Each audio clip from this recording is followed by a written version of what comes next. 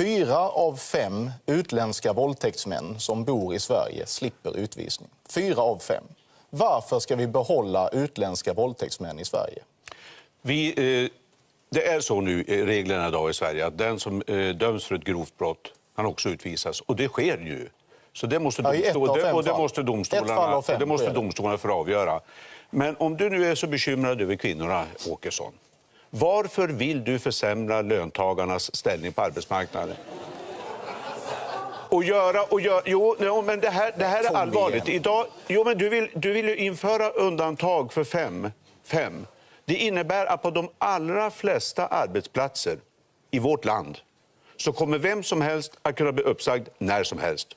Om du tror att det stärker dessa kvinnors situation... hela friden har det med våldtäkter och sexuella övergrepp att göra. Så nu får du väl ändå försöka hålla dig lite till ämnet. Det finns många viktiga saker att diskutera. Och det är klart att kvinnors arbetsvillkor, till exempel i offentlig sektor, det är en viktig fråga. Där har vi massor med förslag för att förbättra arbetsvillkoren. Men nu pratar vi om sexuella övergrepp och våldtäkter. Och det är ett annat problem som inte hänger så mycket ihop med arbetsvillkoren på till exempel... Har du inte följt MeToo-debatten?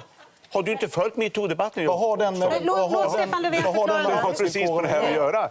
Hur många är det inte på sina arbeten som är utsatta för både det ena och det andra? Vad har det med undantag i turordningsreglerna att göra? Och då är det viktigt att deras ställning stärks här. Och då ska man inte säga att man förändrar turordningsreglerna i lagen om anställningsskydd så att vem som helst kan bli uppsagd när som helst. Det stärker inte. Good God! So this is Sweden's Prime Minister and leader of the Social Democrats, the first official feminist government in human history, who imported tons of rape and made Sweden less safe for women. See, refugee crisis happened, Sweden hit record immigration levels, and suddenly sex crimes increased with 138% in 2 years. If you look at Swedish festivals particularly, there was a 1000% increase in sex crime in those particular venues. And they try to excuse this as women feeling more comfortable with reporting crime. So that's why the numbers are increasing. It's not about the massive influx of non-Europeans, but in actuality, women's comfortability with reporting has been on the decline for the past years. So those are the facts. But when challenged on his irresponsible policies, the Prime Minister starts talking about Me Too, which is celebrity women talking about how sleazy media men are. Ordinary women who are being silenced because they're racist victims, they don't get a voice with Me Too. It's mostly famous, privileged women that are getting all the media attention. And he thinks that's where all these rapes and molestations are taking place? Ugh. Do you see what a clueless, pathetic, weak leader Sweden has? You'd think he was hired by Russia.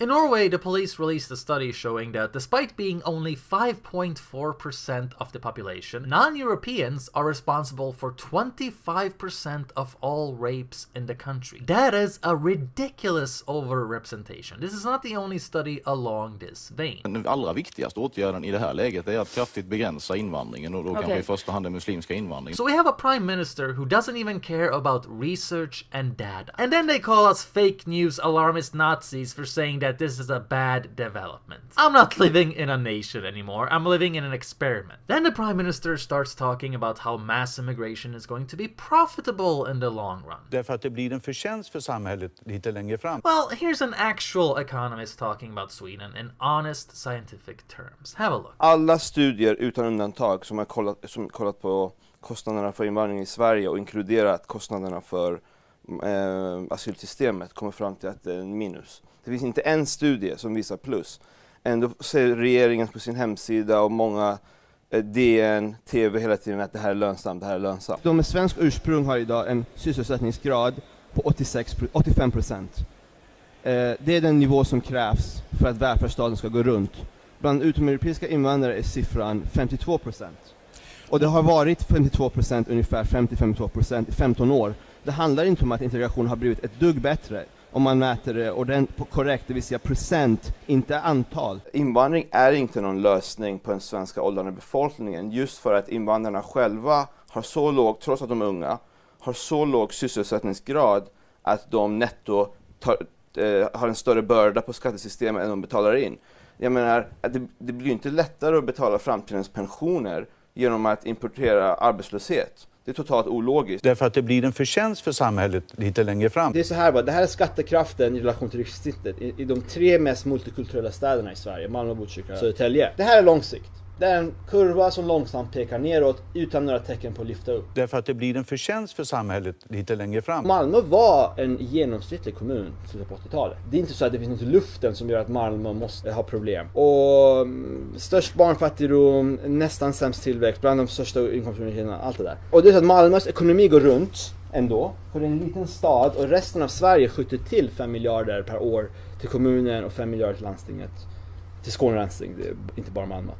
Och Malmö har 12 miljarder av egna skatteintäkter. Och det är så här va. Det kommunala utjämningssystemet designades för glesbygden. Nu får Malmö, Botkyrka och Södertälje nästan lika mycket som hela Norrland. Det har blivit ett system för utanförskap. Trots att de här 3 har mycket färre invånare än Norrland. Vad skulle hända när resten av Sverige är i kapp Malmö är att då kan inte resten av Sverige försörja Malmö. Och om Malmö inte hade de här 5 miljarderna då skulle den ha större strukturell underskott än Grekland. De klarar sig ju så länge det är en liten kommun i relation till landet och sådär. Och de kan bygga fina hus och byggnader och projekt med resten av Sveriges skattemedel. Men redan nu är Malmö de facto bankrutt. Och om det här är lång sikt, då har ni själva att vara rädda. Därför att det blir en förtjänst för samhället lite längre fram. Därför att det blir en förtjänst för samhället lite längre fram.